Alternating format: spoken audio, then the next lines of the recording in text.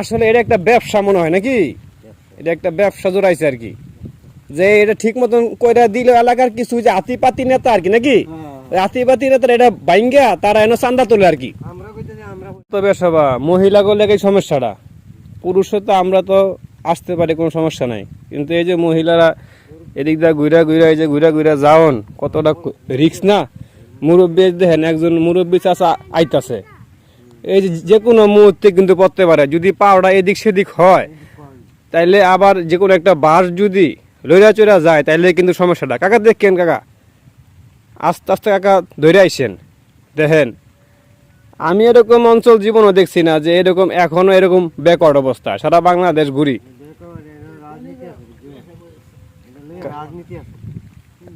রাজনীতি আছে দেখে তো এখন বর্তমানের এই অবস্থা। নাইলে মাঝখানে একটা এই সেতু আপনার এই পাকা আর দুই পাশে বাস।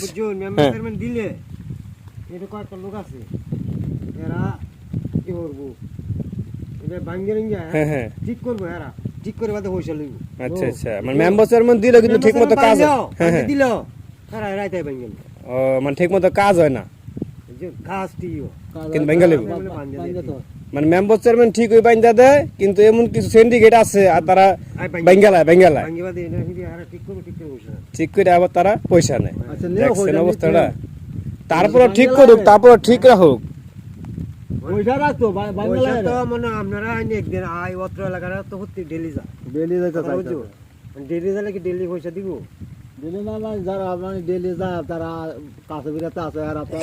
আসলে এটা একটা ব্যবসা মনে হয় নাকি?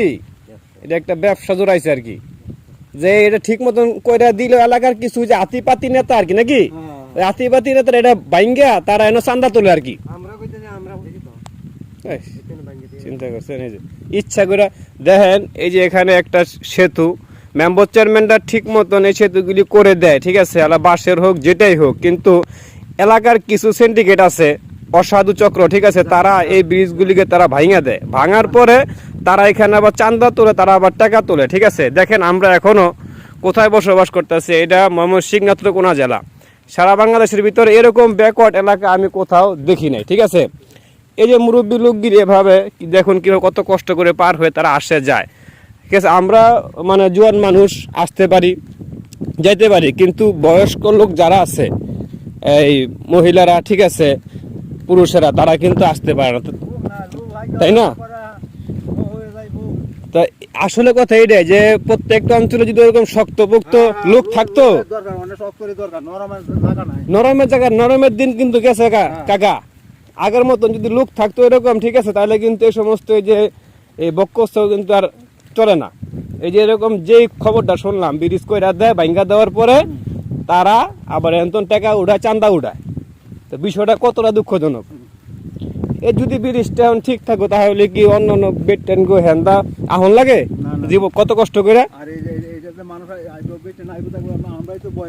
ভয় না।